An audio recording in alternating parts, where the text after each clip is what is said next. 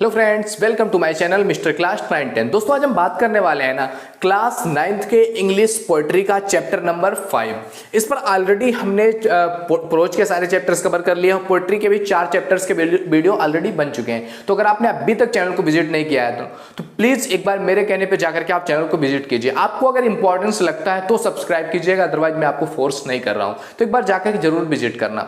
ये चैप्टर जो आपके सामने दिख रहा है ना, ये 5वां चैप्टर है पोएट्री का क्लास 9th के। I vow to thee my country, sir Cecil Spring Rice ने इसको लिखा हुआ है। इतना सा ही ये चैप्टर है, बट अपने अंदर इतनी इंपॉर्टेंस सजोए हुए हैं जितना आपने किसी चैप्टर में नहीं पढ़ा होगा। मैं आपको प्रॉमिस कर सकता हूं ये चैप्टर कितना इंपॉर्टेंट है। अभी आप पढ़ोगे तो जानोगे कि क्या लिखना चाहता है एक पोएट। एक पोएट के लिखने का अंदाज क्या है कि इतने में ही सब कुछ समेट करके रख दिया है। इतनी बड़ी बड़ी चीजें, इतनी इंपॉर्टेंट चीजें बस इन्हीं 8 लाइनों में समेट करके रख दिया है उसने। कैसे, आइए देखते हैं। कह रहा आई vow to thee my country, I vow मैं शपथ लेता हूं, टू दी आपका, किसका, माई कंट्री मेरे देश, मेरे देश मैं आपकी शपथ लेता हूं। आप अगर इंडियन है तो भारत मां मैं आपकी शपथ लेता हूं। ऐसा उन्होंने लेटर लिखा हुआ है, एक चैप्टर लिखा हुआ है, सर सिसिल स्प्रिंग राइस। वो कहते हैं कि I vow to thee my country all earthly things above. कि क्या कह रहे हैं, आई vow to thee my country, मैं आपकी शपथ खाता हूं, मैं आपसे वादा करता हूं। आपका वो माने क्या होता है,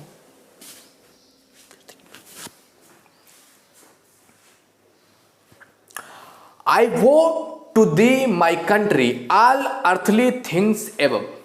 आई वो मैं प्रतिज्ञा करता हूं, टू दी आपसे, माई कंट्री मेरे देश मैं आपसे प्रतिज्ञा करता हूं, आपसे वादा करता हूं, आपसे ये बात कहता हूं, ये प्रॉमिस करता हूं कि ऑल अर्थली थिंग्स एबव, यानी कि you will be always above than every earthly things, यानी कि हर अर्थली, हर इस दुनिया में पाई जाने वाली हर चीज से आप हमेशा ऊपर रहोगे, तुम हमेशा ऊपर रहोगे मेरे देश। ऐसा वो प्रतिज्ञा करते हैं अपने देश से। अपनी देशभक्ति दिखाते हुए वो लिखते हैं कि मेरे देश मैं आपसे प्रतिज्ञा करता हूं कि दुनिया की हर चीज से आप मेरे लिए ऊपर रहोगे। Next, entire and whole and perfect the service of my love. Entire means पूरा, होल मीन्स पूरा, परफेक्ट मीन्स पूरा, पूरा पूरा पूरा उन्होंने कह रहे हैं। तो इसको क्या लिख सकते हैं, entire and whole and perfect, पूर्ण, परिपूर्ण, संपूर्ण, हर तरह से, पूरी तरह से, the service of my love, मेरे प्यार का, मेरे प्रेम का, मेरा जो आपसे लगाव है उस प्रेम की सर्विस जो है वो पूर्ण है, परिपूर्ण है, संपूर्ण है, यानी कि हर तरह से पूरे एफर्ट के साथ, पूरे दिल से मैं आपसे जुड़ा हुआ हूं। नेक्स्ट क्या लाइन क्या कह रहा है, the love that ask no question, the love that ask no question, वो प्रेम, वो प्यार जो क्वेश्चन नहीं पूछता है। That what are you doing, क्या कर रहे हो, क्यों कर रहे हो, कैसे कर रहे हो, क्वेश्चन नहीं पूछता। मेरा लव ऐसा है आपके लिए, मेरी कंट्री के लिए, मेरे देश के लिए, जो क्वेश्चन नहीं पूछता। मेजर ध्यान सिंह की एक स्टोरी मुझे याद आ रही है कि जब वो गए हुए थे अपने खेल के लिए, तो हिटलर के सामने, जो कि एक तानाशाह था, उसके सामने वो खेल रहे थे अपनी हॉकी, और इस तरह से खेल रहे थे ऐसा लग रहा था कोई जादूगर जादू दिखा रहा हो। तो हिटलर अपने सैनिकों को भेजता है, उनकी हॉकी तोड़ करके चेक करवाता है कि इसने चुंबक तो नहीं लगा रहा है, रखा है, जिससे चिपक जाता है। जब ये मारता है तो ऐसा लगता है कि कोई जादू दिखा रहा हो। तो जब देखते हैं कुछ भी नहीं मिलता उसमें, तो कहते हैं हिटलर मेजर ध्यान सिंह से कि तुमको तुम्हारे देश ने क्या दिया है, कुछ नहीं दिया है, तुम मेरे साथ जुड़ जाओ, मैं इतना संपत्ति तुम्हें दे दूंगा, इतना रुपया पैसा तुम्हें दे दूंगा। तो ध्यान से सुनिएगा, मेजर ध्यान सिंह ने कहा था कि मेरे देश का यह फर्ज नहीं है कि वो मुझे दे, मेरा कर्तव्य है कि मैं मेरे देश के लिए क्या कर रहा हूं।